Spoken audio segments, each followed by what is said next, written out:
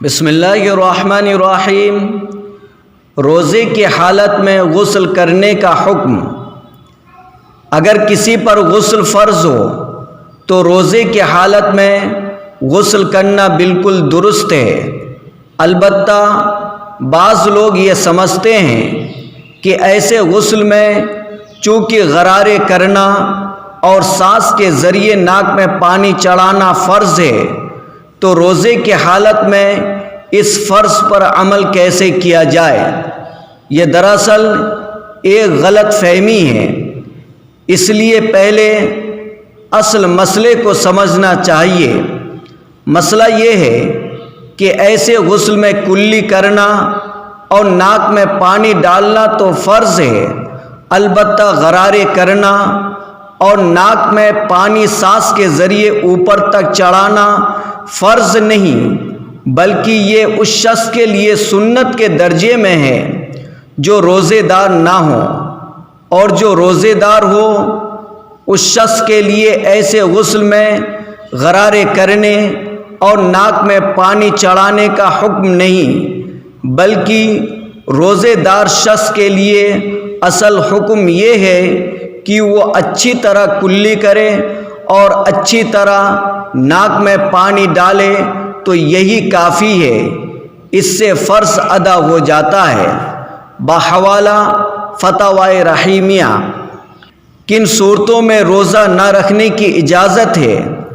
Number 1، اگر کوئی شخص اس قدر مریض ہے کہ روزہ رکھنا اس کے لیے واقعتاً نقصان دہ ہو تو ایسا شخص فی الحال روزہ نہ رکھے، بلکہ جب صحت یاب ہو جائے تو پھر ان روزوں کی قضا رکھے۔ بحوالہ فتاوی عثمانی اور فتاوی رحیمیہ۔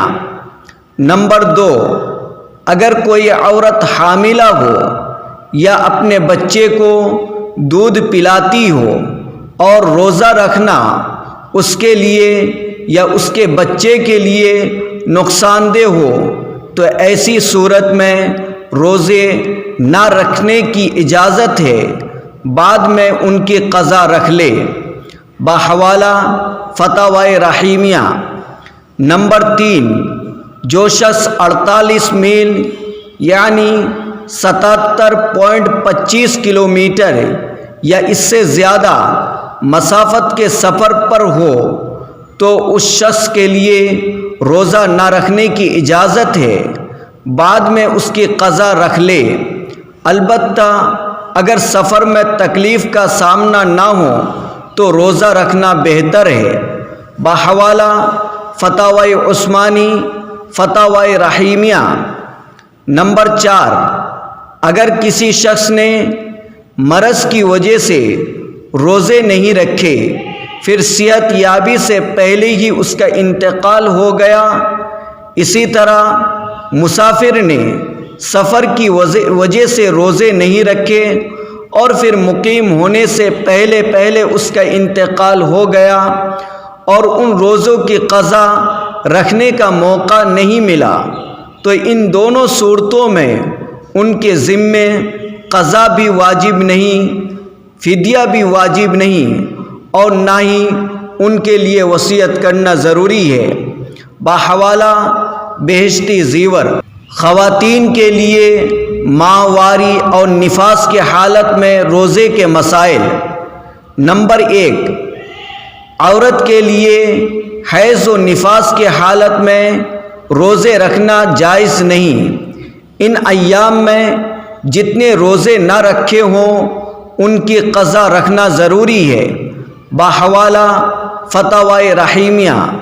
نمبر 2، جس عورت کو روزے کی حالت میں ماہواری آ جائے تو اس کا روزہ ٹوٹ جاتا ہے، اس کے ذمے اس دن کے روزے کی قضا رکھنا ضروری ہے، اور ایسی عورت افطار تک کھا پی سکتی ہے۔ بحوالہ فتاوی رحیمیہ۔ نمبر 3، کوئی عورت دن کو ماہواری سے پاک ہو گئی تو وہ اس دن روزہ تو نہیں رکھ سکتی، البتہ افطار تک روزے داروں کی طرح کچھ کھائے پیے گی نہیں اور اس دن کے روزے کی قضا رکھے گی۔ بحوالہ فتاوی رحیمیہ۔ قضا، کفارہ اور فدیہ کے احکام۔ رمضان المبارک کا کوئی بھی روزہ بغیر عذر کے نہ رکھنا گناہ کبیرہ ہے۔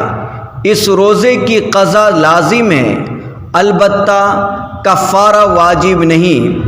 بحوالہ امداد الفتاوی۔ نمبر 2، رمضان المبارک کا روزہ بلا عذر توڑنا گناہ کبیرہ ہے۔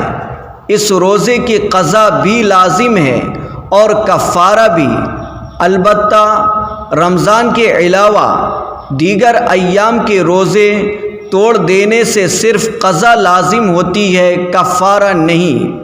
بحوالہ بہشتی زیور۔ وضاحت: روزے کی حالت میں کھانے پینے سے کفارہ اس وقت لازم ہوتا ہے جب ایسی چیز کھائے پیے جو غذا، دوا، لذت یا طبیعی رغبت کے طور پر استعمال کی جاتی ہو، لیکن اگر وہ ایسی چیز ہے جو مذکورہ مقاصد کے لیے استعمال نہیں کی جاتی، جیسے کسی نے جان بوجھ کر کوئی تنکا، کاغذ یا اس جیسی کوئی اور چیز نگل لی، تو اس سے صرف قضا لازم ہوتی ہے، کفارہ نہیں۔ بحوالہ ماہ رمضان کے فضائل و احکام۔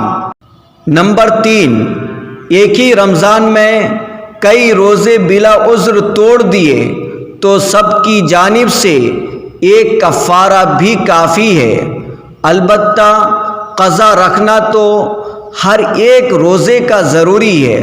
بحوالہ امداد الفتاوی بہشتی زیور۔ نمبر 4، رمضان کا کوئی روزہ قضا ہو جائے تو رمضان المبارک کے بعد جتنی جلدی ہو سکے اس روزے کی قضا رکھنا بہتر ہے، بلا عذر تاخیر کرنا اچھا نہیں۔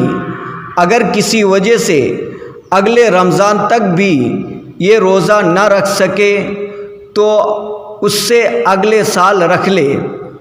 نمبر 5، رمضان کے کئی روزے قضا ہو جائیں تو بعد میں ان کی قضا رکھتے وقت سب کو ایک ساتھ رکھنا بھی درست ہے اور وقفے وقفے سے رکھنا بھی درست ہے۔ بحوالہ ماہ رمضان کے فضائل و احکام۔